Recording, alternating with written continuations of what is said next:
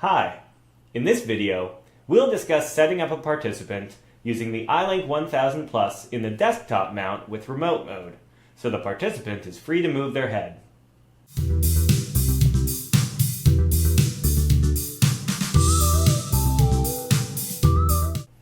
First, we want to make sure that the monitor and eye tracker are positioned correctly.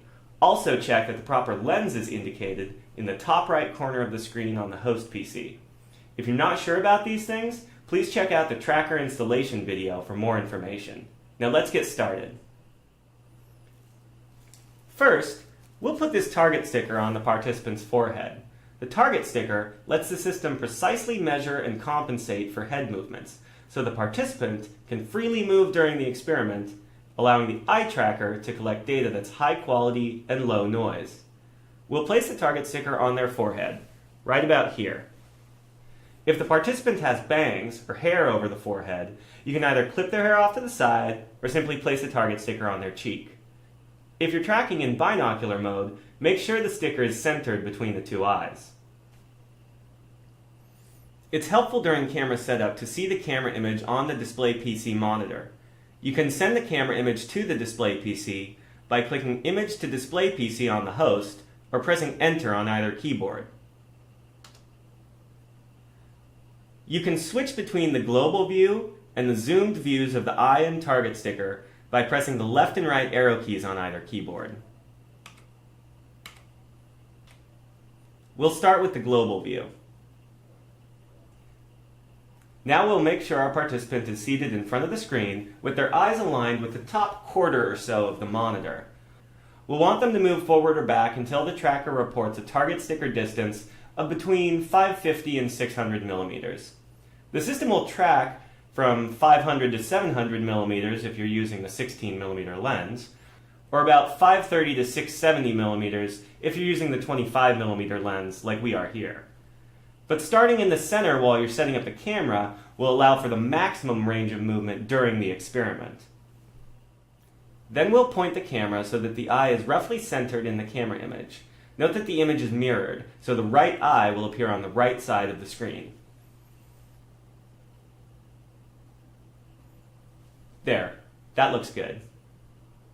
This red circle is a search limit, and the EyeLink will only track the eye if it's within this circle. You can simply click on the participant's eye to center the search limit if it's not already. If you're tracking in binocular mode, you can click on each eye individually. If you're tracking only one eye, make sure the correct eye is selected as the eye tracked in the camera setup screen.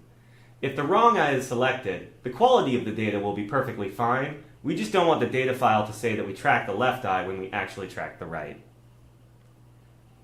We should now see crosshairs on the pupil and corneal reflection, or CR, indicating that the eye has been acquired. Next, we want to make sure that the camera is properly focused. Use the left or right arrow keys to switch to the zoomed camera view, and slowly turn the lens. We'll know the camera is properly focused when the CR is as small as possible. You can see when the image becomes blurry, the CR grows. There, that looks good. The next step is to check our thresholds for the pupil and CR. The threshold values help the eye tracker identify the pupil and CR in the camera image. The pupil and CR thresholds represent values on a grayscale ranging from 0 to 255, where 0 is black and 255 is white.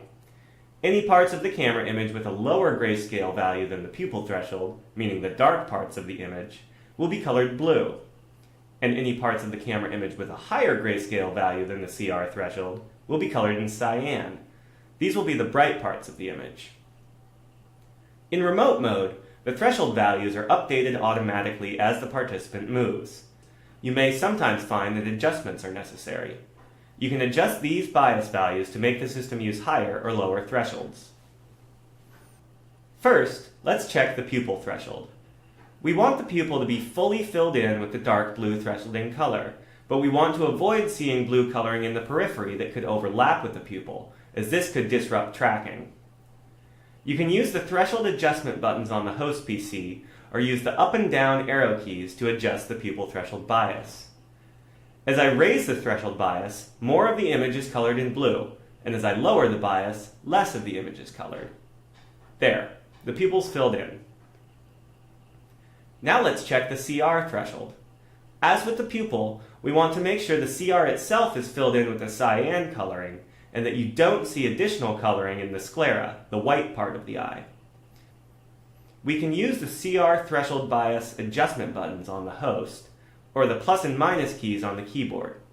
With the CR, you can see that as I raise the threshold bias, less of the image is colored in cyan, and as I lower the bias, more of the image is colored. There, that looks good.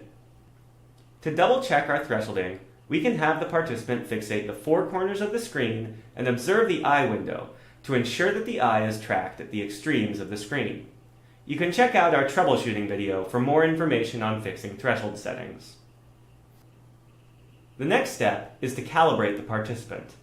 During calibration, the participant will fixate a series of targets on the display PC monitor. The calibration process maps the participant's eye position on the camera to their gaze position on the screen. We'll be using a 13-point calibration today, but you can specify the number of targets in your experiment script or in the Set Options screen of the host PC.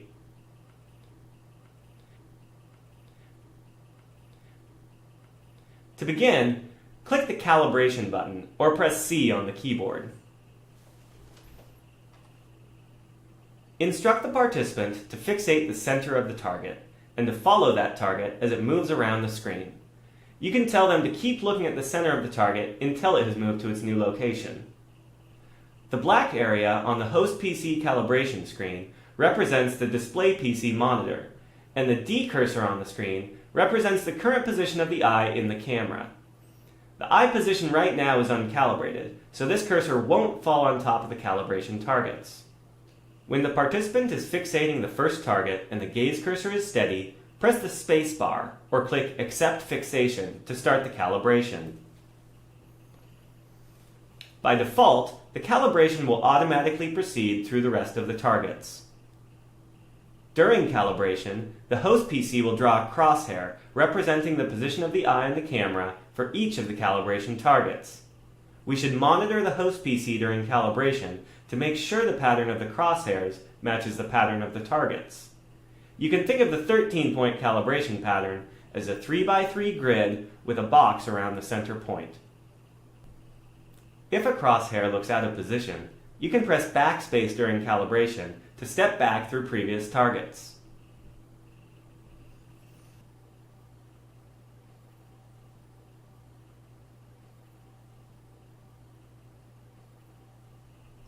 Once the calibration crosshairs look good, you can perform a validation by pressing V on either keyboard. The validation procedure allows us to evaluate the accuracy of the calibration. When the participant is fixating the first target and the gaze cursor is steady, press the space bar or click Accept Fixation to start the validation. To the participant, validation will seem identical to the calibration procedure. But on the host PC, the participant's gaze cursor will now reflect the measured gaze position on the display PC monitor. Validation will report the accuracy for each point, as well as the average and maximum error values in degrees of visual angle. For healthy adult participants with normal vision, you can typically obtain accuracy values of less than a half-degree average error and 1 degree maximum error. If the error values are higher than your criteria, you may need to make adjustments to the camera or participant setup and then recalibrate. Once your validation looks good, you can click Accept or press Enter to go back to the camera setup screen. From here, you can click Output Record or press O to proceed with your experiment. You can check out our troubleshooting videos for more information on fixing camera setup issues.